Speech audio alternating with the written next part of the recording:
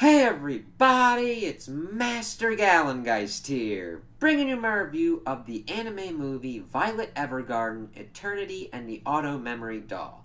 And I really enjoyed this one. I was wondering what kind of this state of the Violet Evergarden kind of franchise would be after what had happened at Kyoto Animation last year, and I'm just glad to see that they were able to put this out and are still working, and I'm really glad for that because I'm really digging pretty much all of their different kind of anime styles. So, yeah, I'm glad to support them in any way possible because this movie was really, really good.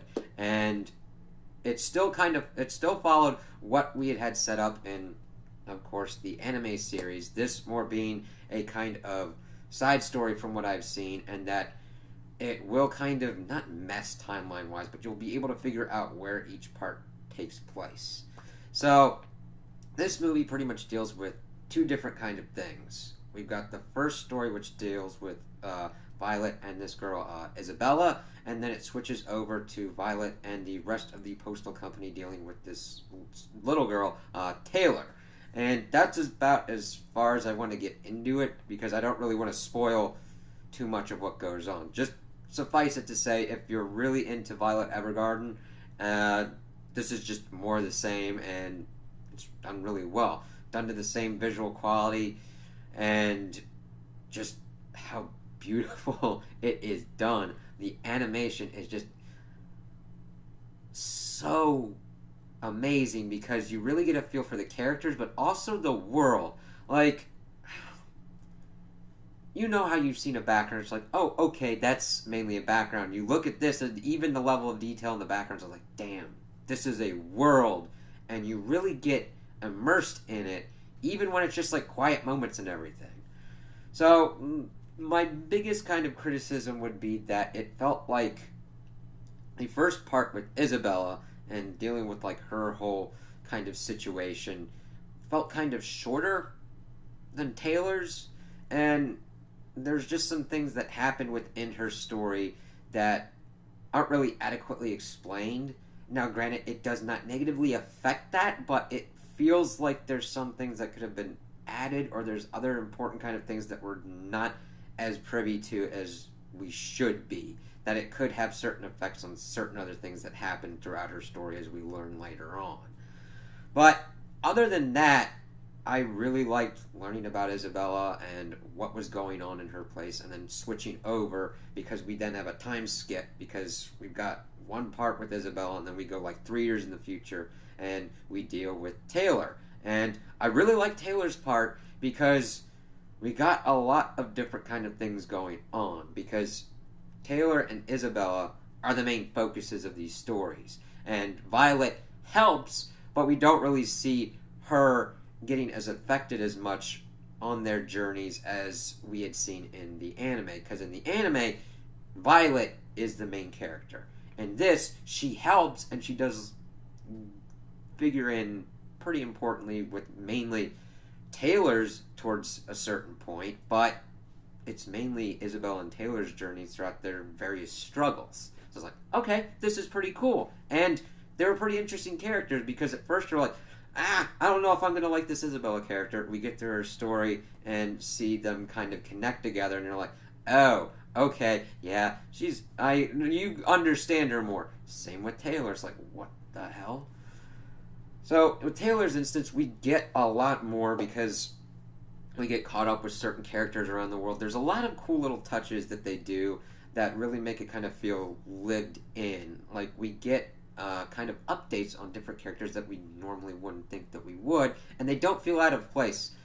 Sometimes when you get into a anime movie, or even an anime in general, you are like, what does this really add to what's going on? Or this is like taking up an inordinate amount of time. Why is this occurring?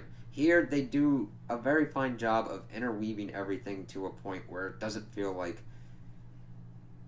something is taking over, taking something out of this story. Each like kind of character moment just builds to, oh, this is a world, and oh, that's a cool little thing to learn.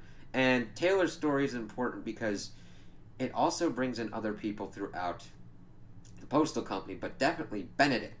he really gets his own kind of story and arc throughout this as he has to deal with her and what she's doing around at the Postal Service Company. And I'm just like, okay, that's really cool. I kind of like seeing him have his own kind of journey and his own story in this, and we learn a little bit more about him and see him doing his daily stuff and kind of see him acclimate to this kind of situation and kind of have a kind of Violet-like role in Taylor's story. I'm like, that's cool, and that's well done.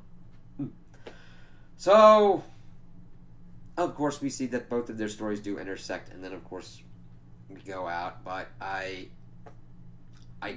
think a lot of people would be okay with this. It wasn't, like, completely destroying, at least to me, as, like, certain episodes in the anime, but there were a lot of moments where I got choked up, and I'm like, okay, yeah, I get this. And I identified a lot with both characters, but mainly more with Isabella and seeing what she had to go through throughout her life and how that also affected her and Taylor as well.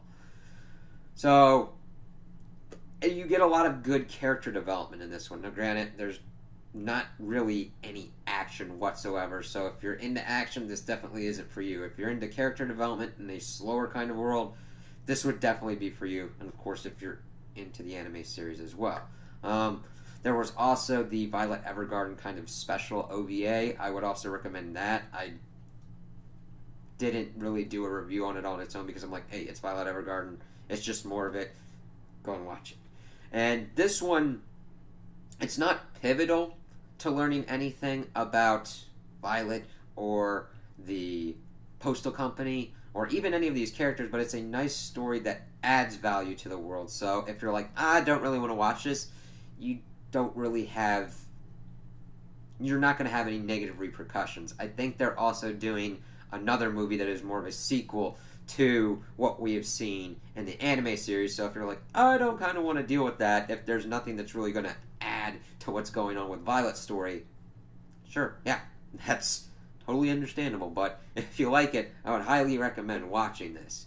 And it just, you just really see the amount of care and attention, at least put into like the theme of like, yeah, broken people deserve to be happy as well and deserve to be whole as well. And you really see that here with definitely Isabella and Taylor's story, as they have a lot of connection, and you see them from like, see this one story from like two different perspectives and how each of them have been affected and what's kind of going on. Now, my other kind of critique would be, I would kind of really like to have an update to them at some point, because I'm like, wow, their story's pretty interesting. I don't need complete closure, but there's certain things that I would like to learn about.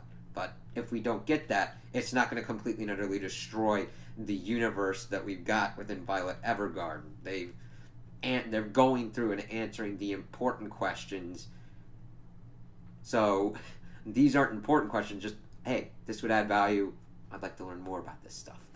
Kind of like going into like a Lord of the Rings kind of weed scenario where it's like, okay, you know this guy Frodo, you know his fellowship doing that ring to Mount Doom and destroying that.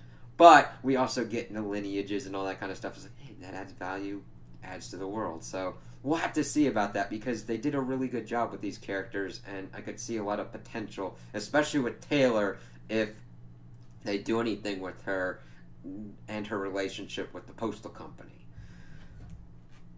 So I really enjoyed this. I would highly recommend this to anyone to really watch. Now, there's not a lot of blood or gore or anything like that, but there's definitely a lot of heavy situations. So younger kids, I would not recommend as much. And if you kind of want a high-octane, high-action anime, this definitely isn't for you. So there are other better recommendations that I would be even able to like suggest for you for that. But if you're into character depth and you're into Violet Evergarden, I don't think you're going to be disappointed with this. So those are my opinions on the anime movie. Tell me what you guys think in the comments below. If you liked it, if you didn't like it, if you agree with me, if you disagree with me. Also like and subscribe, and I hope you have a good day.